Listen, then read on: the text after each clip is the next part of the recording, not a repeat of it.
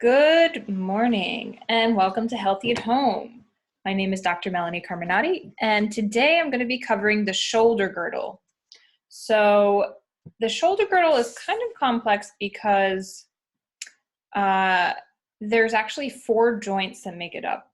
I'll be going into this in detail, giving you really brief basic anatomy and some physiology explanation surrounding the shoulder girdle. And then we'll get into some exercises specific for your shoulder girdle. So without further ado, I'm going to share my screen and the PowerPoint. Okay, so here we are. Gonna start the slideshow. Okay, so the shoulder girdle. As a disclaimer, this is an educational virtual video chat. This is not physical therapy, individualized care that I am providing in this video chat. It's purely educational. So take this information into your life and implement it in whatever way is appropriate for you. If you do have specific physical therapy questions and concerns, you can always schedule a one-on-one session with myself or one of my team members, and my contact info is there. So shoulder girdle, bony anatomy. Sorry, this picture is kind of blurry, but you can still make out the bones themselves. So in this photo, you can see our scapula, AKA our shoulder blade. And this, I've decided to use all photos from Netter's Anatomy just because I find Netter's to be the best. You'll see the red color that indicates where a muscle originates on the bone, and then the blue color is where a muscle inserts. So it's just where the muscle starts and where the muscle ends. You don't need to know that, but that's what the colors mean. So you can appreciate, however, the shape of the scapula, the shoulder blade, and how it actually creates the shoulder socket. So the scapula is that shoulder blade's on the back of your rib cage. We all can feel it if we just squeeze our shoulders back towards the spine. It is super important because it is the premise for not only the scapulothoracic joint itself, but it also creates the socket for the shoulder joint that our arm bone goes into. And then our collarbone inserts on a protuberance of the scapula itself as well.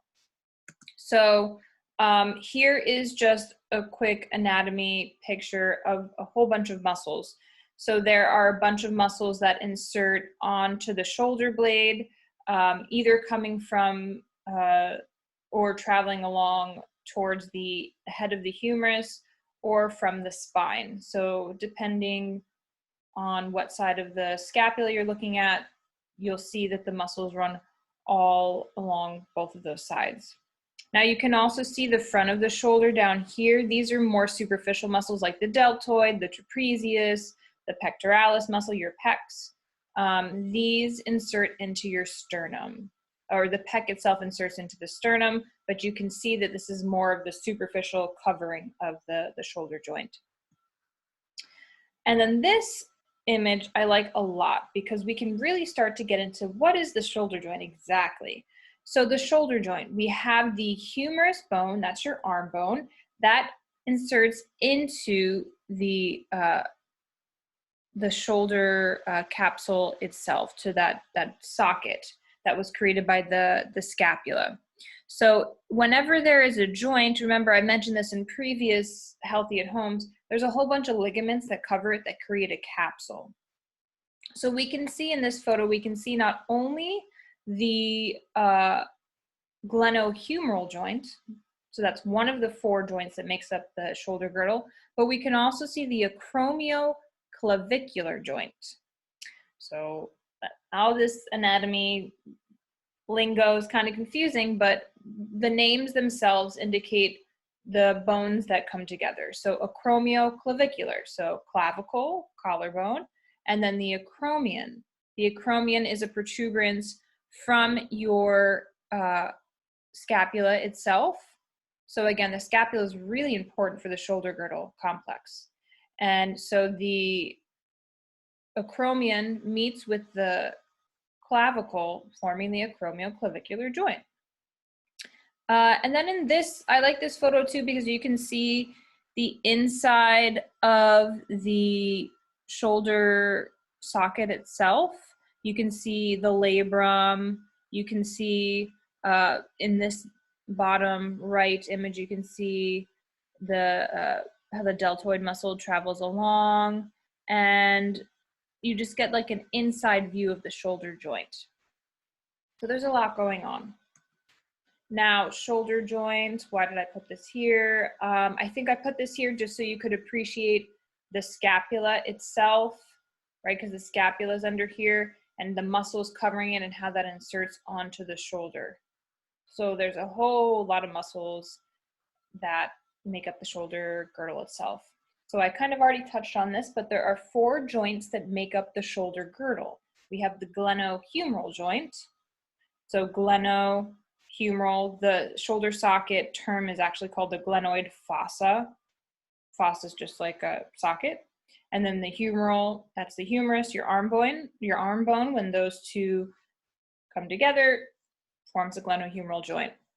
We have the sternoclavicular joint, which I haven't pointed out yet. The acromioclavicular joint, which I did point out, that was the acromion is a protuberance from the scapula, the lateral part of the scapula, that then meets in with the clavicle and forms a joint.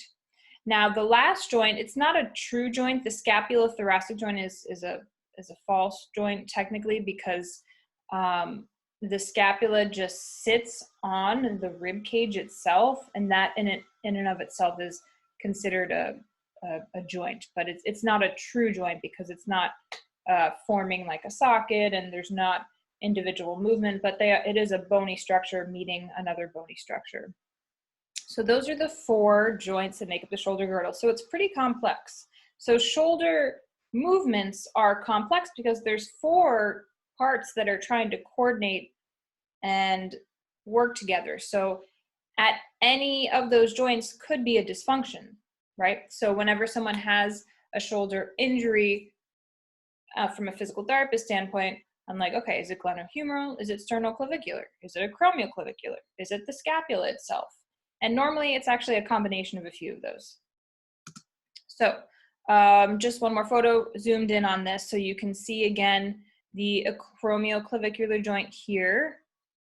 You see the glenohumeral joint, right? So this is the glenoid fossa, aka the shoulder socket, and then this is the head of your humerus. It's covered by, this is covered by capsule, so you can't see the bone completely, but it's under there.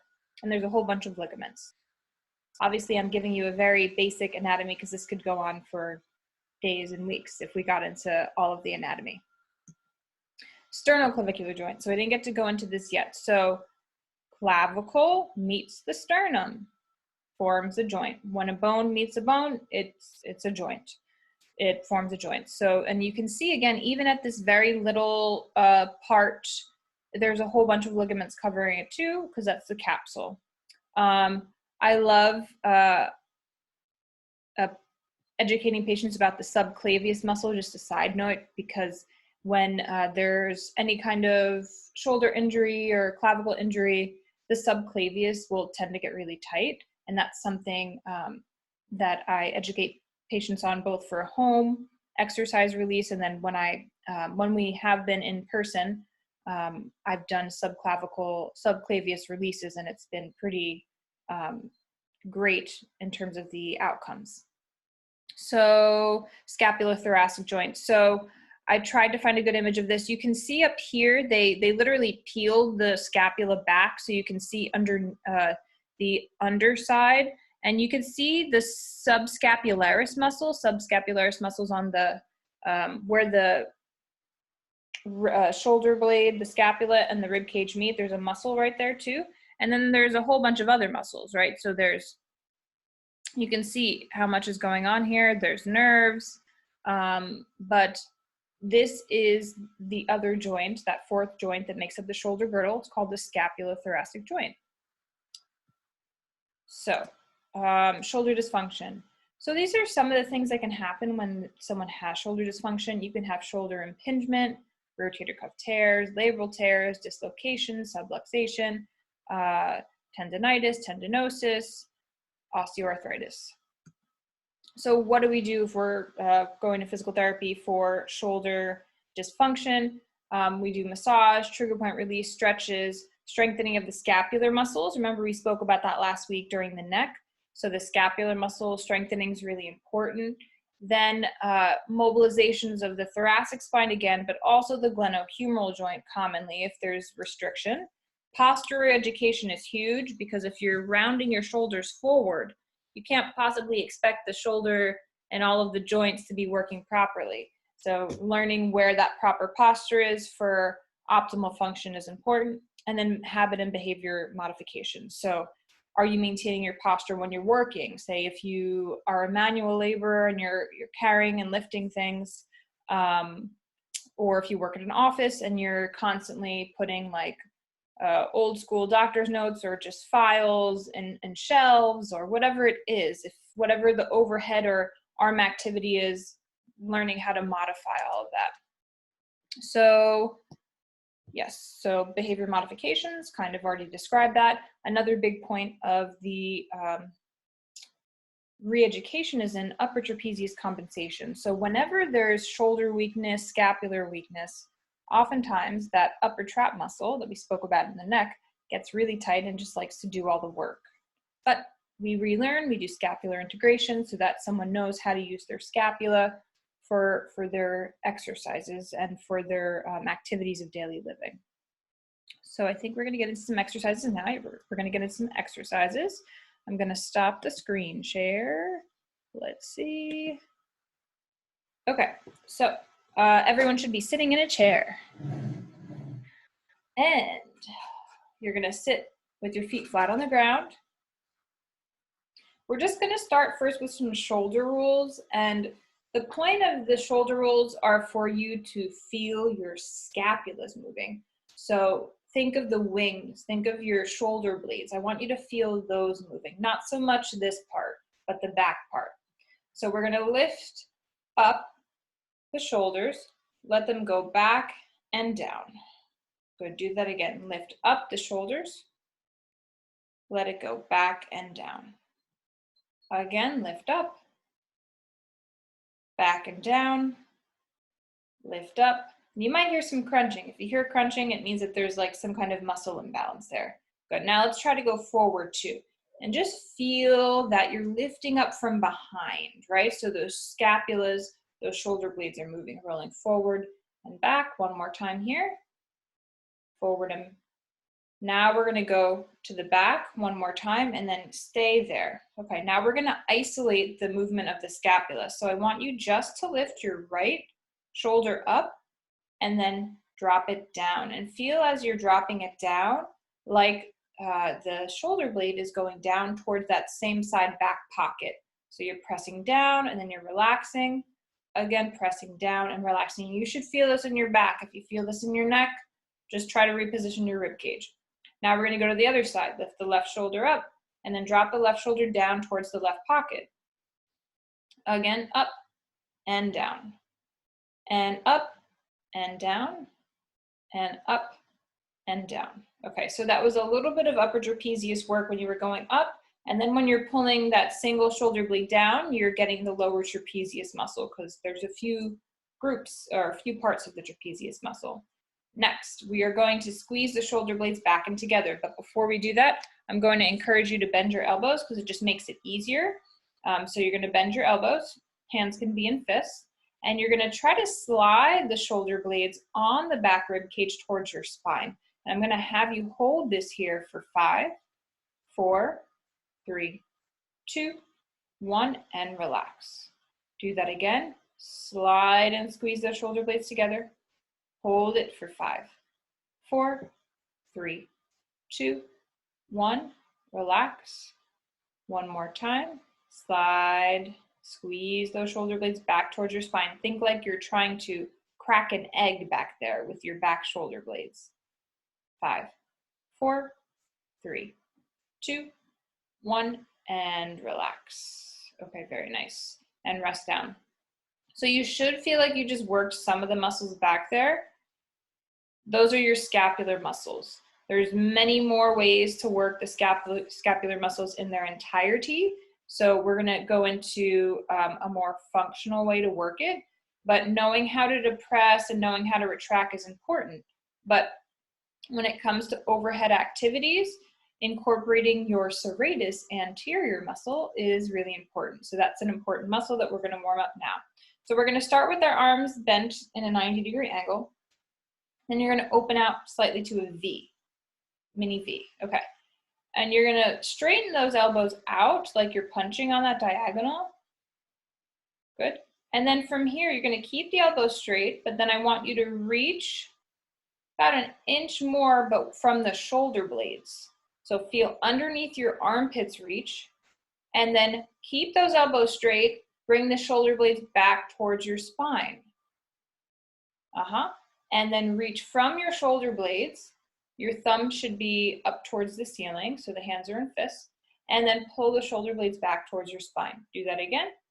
Reach, and then pull it back. Again, what we're watching for is that you're not using your neck muscles, not using the upper trapezius muscle. Reach and relax. Take a break because that can be tiring if you haven't done it in a while. We're going to do that one more time. So the serratus anterior muscle, it's a muscle that helps the shoulder blades translate along your rib cage, right? So that scapulothoracic joint, that joint that's not really a true joint in the shoulder girdle, the movement of the scapula should be following the path and the curvature of your rib cage. So having the serratus anterior awake and incorporated with all of your activities is crucial for proper shoulder girdle function. We're going to do that one more time. We'll do one more set of 4. So you're going to bend your elbows like so, slightly turn on that V position, straighten the arms out. Keep the elbow straight, and then you're just going to reach a little bit more from under your armpits, letting the shoulder blades slide along, and then bring the shoulder blades back towards your spine. Do that 3 more times. Reach underneath. Good. And then bring it back. I learned a variation of this from one of my Pilates instructors who I work with, and she calls this the Evita, because if you know Evita, the musical or the movie, when she's singing to the people, she kind of does this arm motion. So think like Evita and sing to the people, and bring the shoulder blades back, and then relax. And we're just going to do a quick upper trapezius stretch to make sure that you didn't engage and it's not too tense there. So you're going to tilt your ear towards your shoulder, feeling that stretch, breathing in through your nose and out through your mouth. Again, inhale and exhale. Again, inhale and exhale. Slowly bring the head up. Let's go over to the other side. Breathing into it. Inhaling through your nose. Exhaling through your mouth. And slowly come back up. We'll do one more time each side. Ear over towards the shoulder. Taking deep breaths in and out. And again, in and out. And we'll slowly come back up and go over to the other side. Keep your nose pointing straight forward. Jaw and tongue are relaxed. Breathing into it, inhale and exhale. 2 more breaths, inhale. Shoulders are heavy, 1 more, inhale. Exhale, slowly bring your head back up. Okay, so we just covered some basics of scapular awareness, scapular retraining. You started by rolling the shoulders back and down, forward, feeling like it's coming from your back, not from your neck. And then you isolated by dropping one shoulder blade down at a time.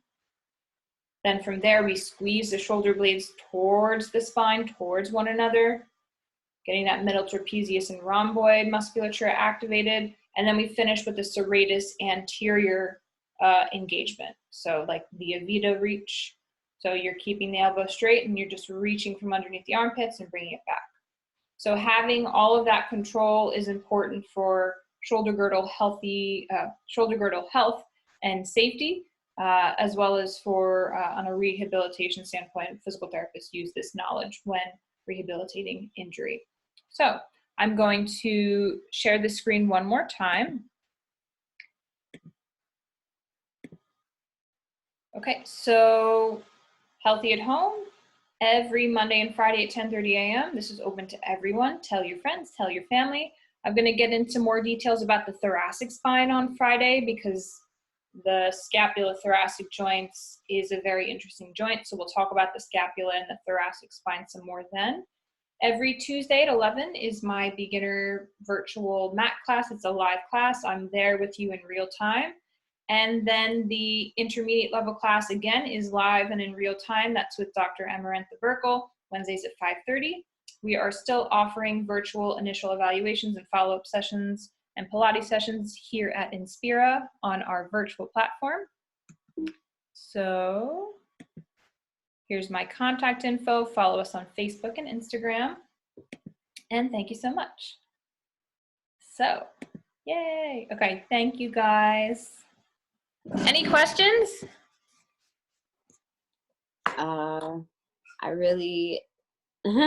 It was really good. I appreciate it. I do have a question about the scapula joint.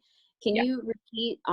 You said that it is the scapula meets the sternum, and because it's no joint, it's a false joint.